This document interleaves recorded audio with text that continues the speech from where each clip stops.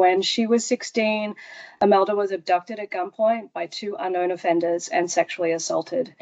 Like so many, she waited almost 2 decades for answers in her case. Bode was honored to do some of the DNA testing, and today we wanted to highlight her story. And thank you, Imelda. It's really great to meet you finally today, and we're all excited to hear what you have to say about your experience and how great you are doing with your life.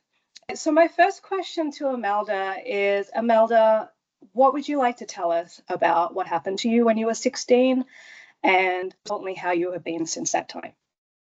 Okay. So the incident itself took place in 2006, July 3rd. I was walking home from work. It was late night. I started walking. I lived in the same area that I worked in, just not too far. I started walking home and I noticed the car that was following me. The car started following me shortly after I got off the property. I never turned around to look at it or to see who was driving. I remember I had to cross several or a couple busy intersections. There was a really bigger, busier intersection. I think this was the busiest out of the couple that I crossed. And it was kind of like a overpass, like a bridge. So there was a dirt path. Instead of going all the way down to the traffic light, I went down the dirt path, took a shortcut, and I was already aware of this car following me. This car kept trying to get my attention by just like catcalling me and honking. And it was very often to the point that they were turning around just so they can get on the same sidewalk as I was walking. So when I started going down the dirt path, I thought that I was going to lose them because it was going to take them like a couple minutes for them to come to the backside where I was going to end up. And no, it didn't. They were actually already there in that area.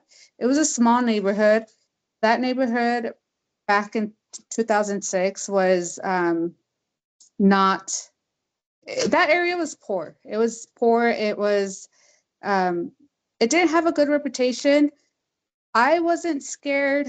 Obviously, I didn't think nothing of it. Maybe not so much that I wasn't scared. Maybe because I lived in that area, I was more comfortable because I felt like I knew that area.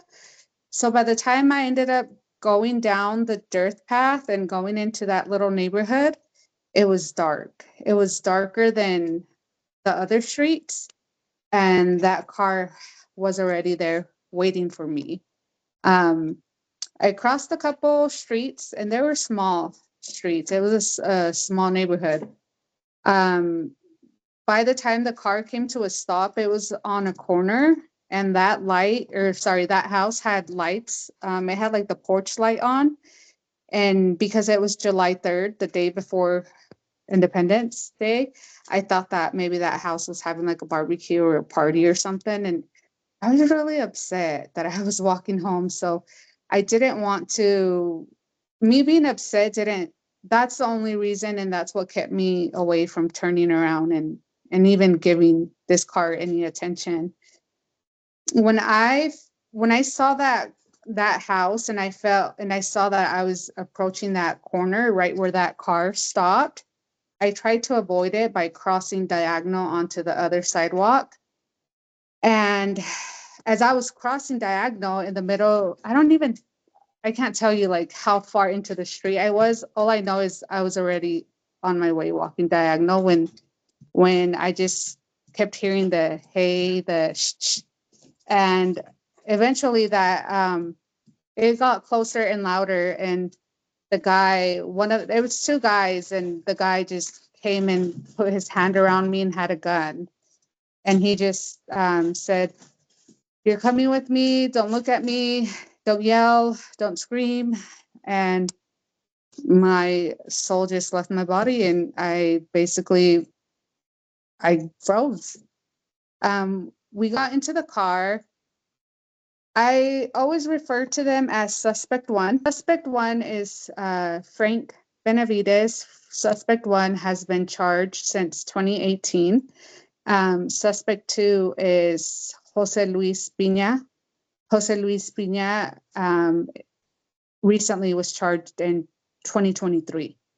I've always referred to them as Suspect One and Suspect Two. Suspect One is the one that did all the talking. He's the one that did everything. They both raped me. Suspect Two never said a word.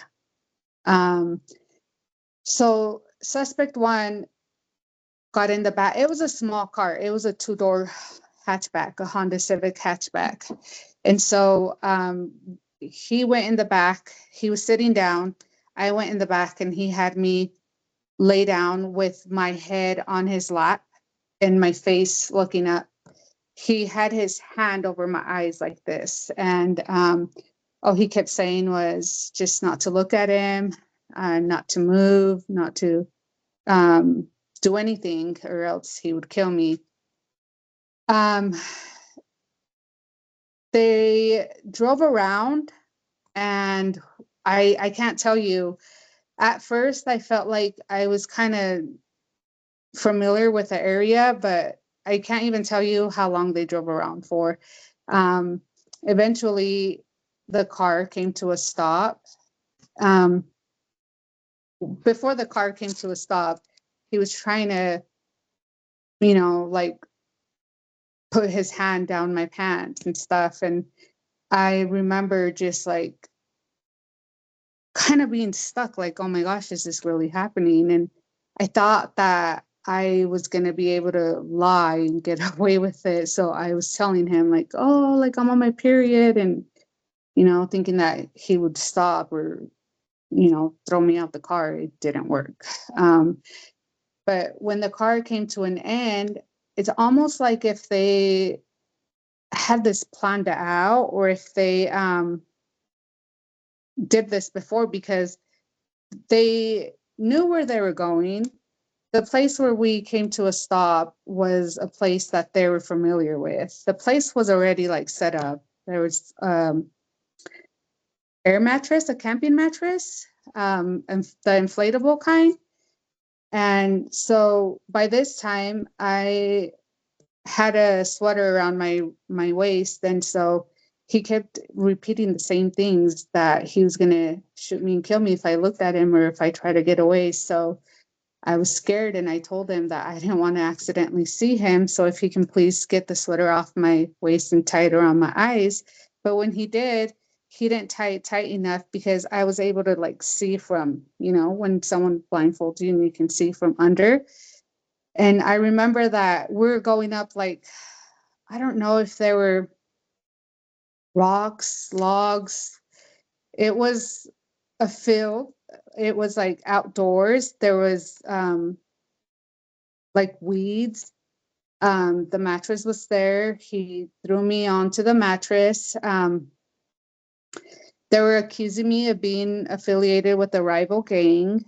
I forgot. I don't know what gang they claimed to be from, or what gang I was being accused of being affiliated with. In that, while that was happening, he was also, I don't remember at one point, but my sister's name was brought up too. And he, Suspect One was the first, he raped me, then Suspect Two. Suspect Two, he licked my breast. He was kissing me. And so after they were done, they were telling me to put my clothes back on, but I was blindfolded. So I was never able to find my my underwears. I believe my underwear stayed there.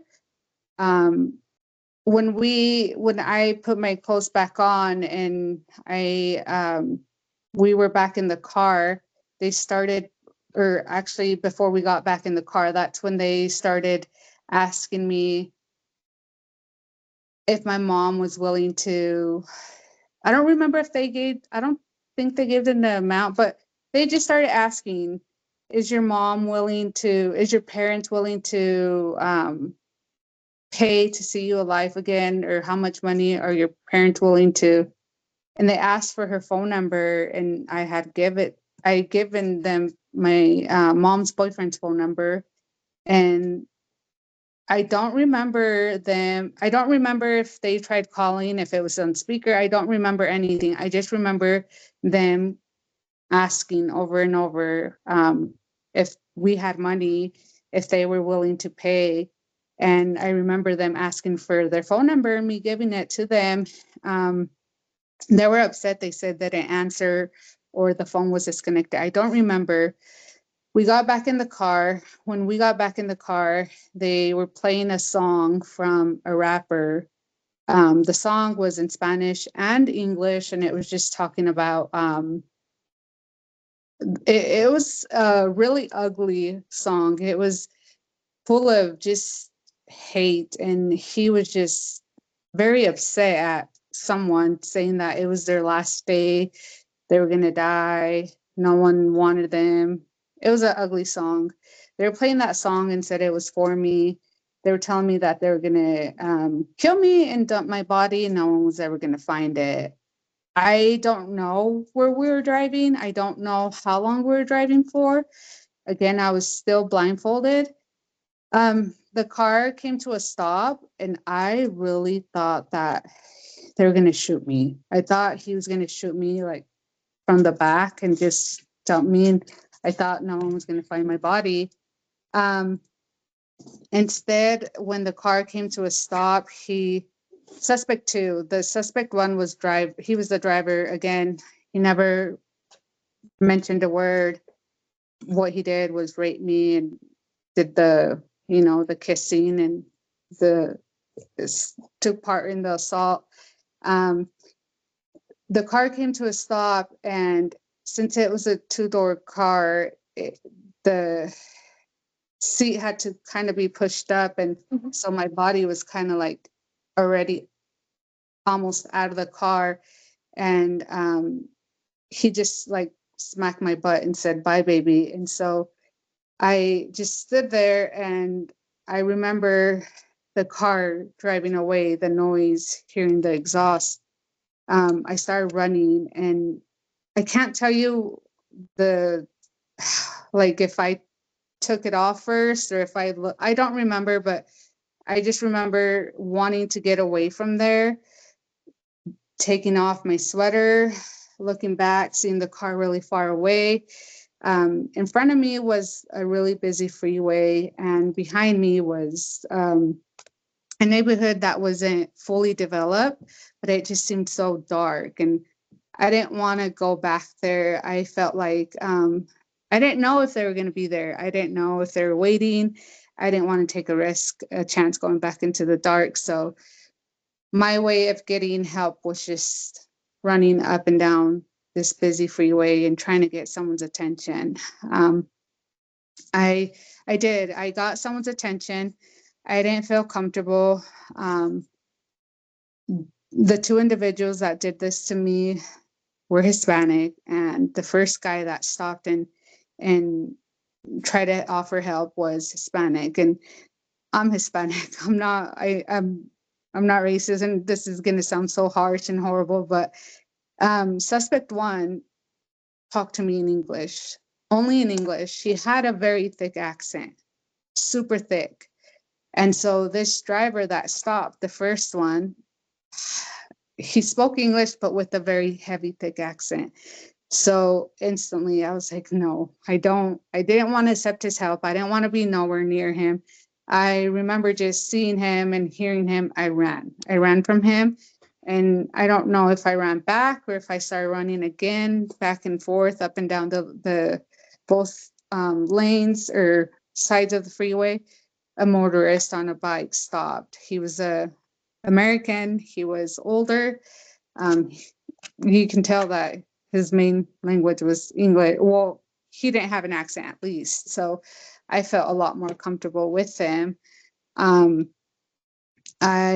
believe I ended up telling him what happened, or at least he was obviously seeing that I was in, distraught, and he called the police. I don't remember if I was there when the highway patrolman showed up, or I don't remember if the ambulance came first. I just remember that he made a phone call. Next thing I know is I was on a bed on a stretcher inside the ambulance. I don't know if it was because of the blindfold, but my eyes were closed. I didn't want to open them. And I remember that my pants were wet, extremely wet. And they were asking what happened, and I ended up telling them. And when I got to the hospital, I stayed in a stretcher. I was really upset. I don't know if they gave me something to calm me down. I just remember that I fell asleep, and I remember waking up. I don't remember how long I was asleep for. I just remember that a doctor or a nurse or someone told me, like, hey, like, we really need to treat you. We need your parents' consent, and we haven't been able to get it. He read back the phone number that I had given him, and I don't know what phone number I gave them, but I was shocked. I asked him where he got that phone number from, and he said I had given it to him. I don't know, but I guess maybe it was the trauma.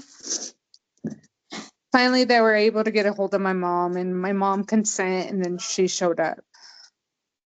I don't know if this was before or after, but I remember seeing the police and the highway patrolmen, hearing them and seeing them talk about, like, no, it was in your jurisdiction. No, sorry.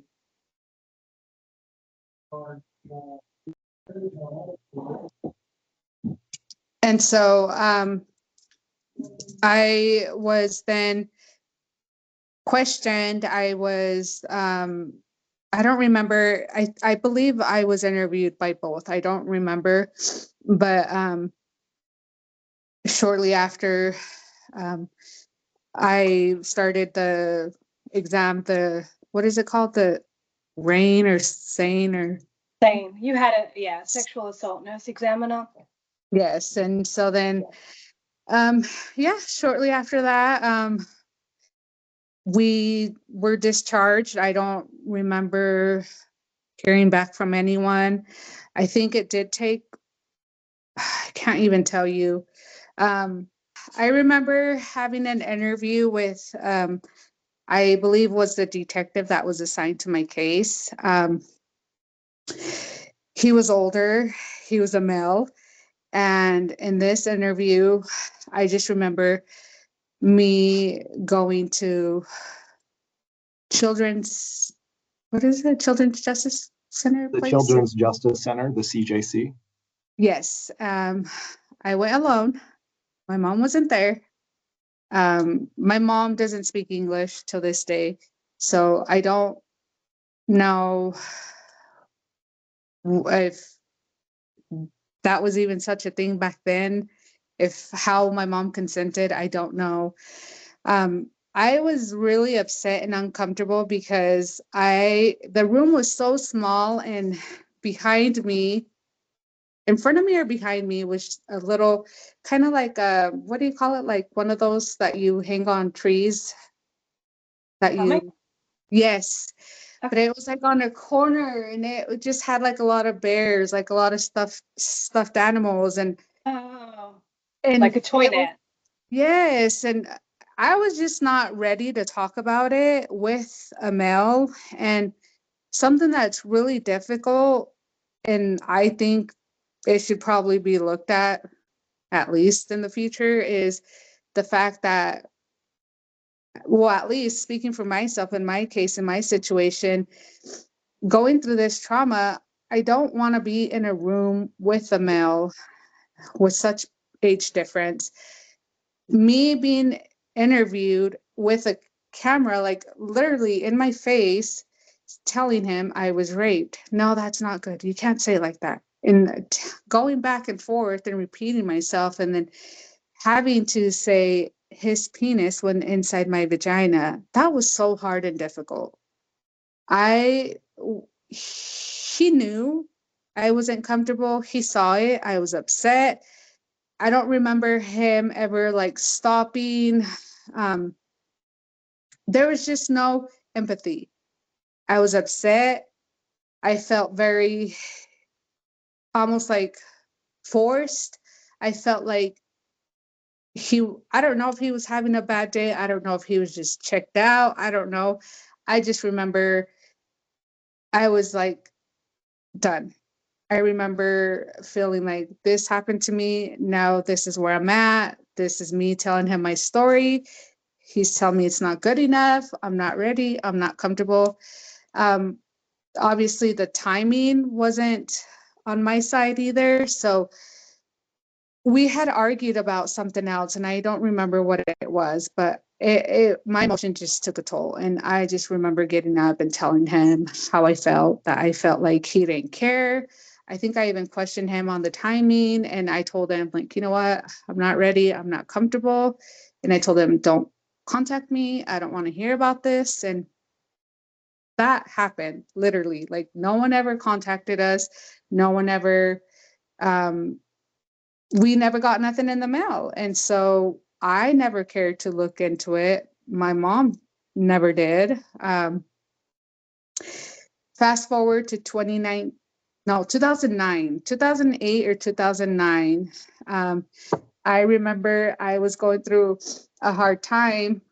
This is something that I've always struggled with since then. And emotionally and mentally, it's took a toll on me. Actually, let me go back. 2006, October 2006, I tried to commit suicide. I overdosed on over-the-counter aspirin.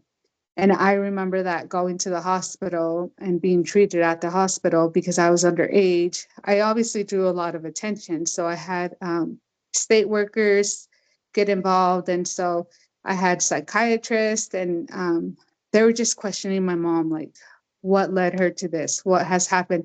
And so they wanted like a timeline of like events that have happened in my life. And what my mom said is like, you know, me and her dad separating was hard on her. And then like this happening, I got diagnosed with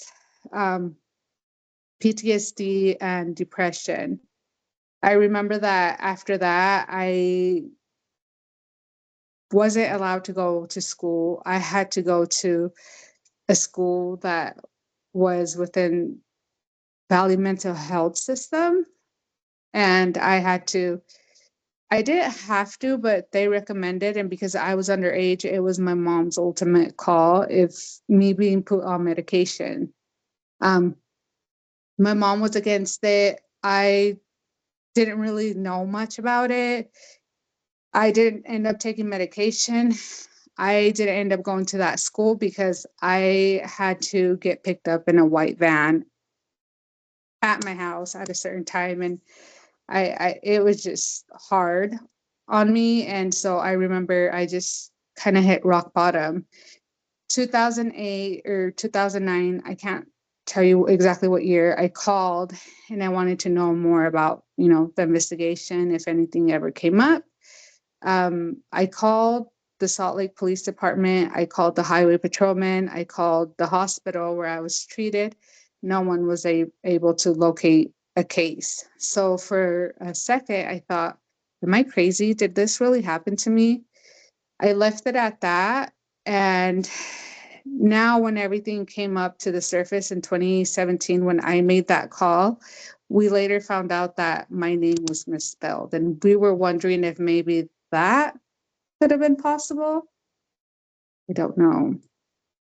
or also like the jurisdiction, how it happened. And I don't know, but I would have thought they would have still been able to find it if I called both entities.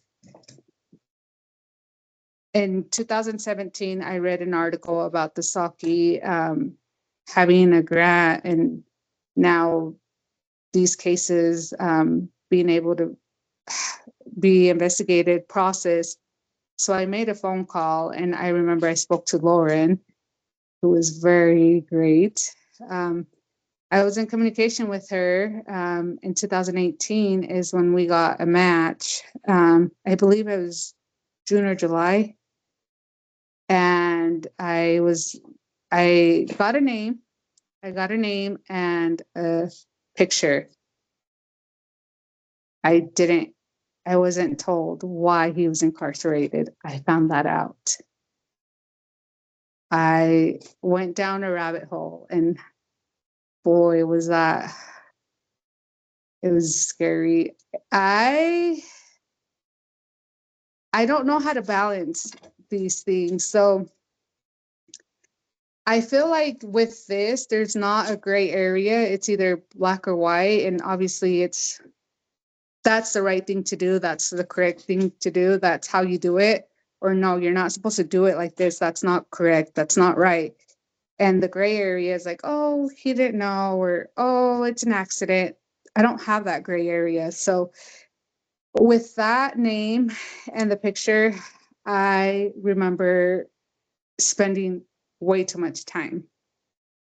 I went to the court myself. I spent so much time on my phone. I started digging into this individual, suspect one's background, and I found out so much about him. I found out so much about him to the point that I saw an article that in October 2006, he was charged with a similar incident to mine. But this was different because they were able to be apprehended and they were actually charged. Later on, the charges were dismissed because the victim in that case, I believe she didn't either show up or she did not want to pursue with charges. But because of that news article, there was another name, his co-defendant in that incident. So I started digging into that person, and I was like, who is this person? Utah's small, but Salt Lake City's smaller. And so I typed in his name in Google and a picture came up, and I was like, I know him. And when I started digging into his background, and it was just so much, I quickly started telling detectives. I started telling, hey, it's him. This is him. I think it was him. But there was just nothing that we could have done. At that time, I was told there was no DNA evidence that could link him to that. I was told that obviously if there's no confession, if the first defendant is not willing to give him up, then he couldn't be charged. And 2022, I believe, is when I got a phone call. We're talking about it, but the charges came later on in 2023. And I was just like, wow, I knew it. I told you guys. But it's crazy how everything has been unfolding, because it's now just unfolding, but these are things that happened a long time ago. And that's where I think I have a hard time where it's not fun. And that's what messes with my head a lot. And obviously, I know their current charges, why they're incarcerated. I'm very well aware of the rap sheet prior. I think I know more than what the detectives knew back then. So I know that they're also incarcerated under aliases, and so it's a lot. It's a lot mentally, emotionally, and just seeing everything and coming across the discoveries that I ended up getting my hands on, and it's a lot. I feel like my case should be a learning case for them. I think my case should be taken as, okay, we dropped the ball in this way, or this is what we didn't know then, this is what we know now. Let's learn from it, let's change. And I hope that that's what my case does.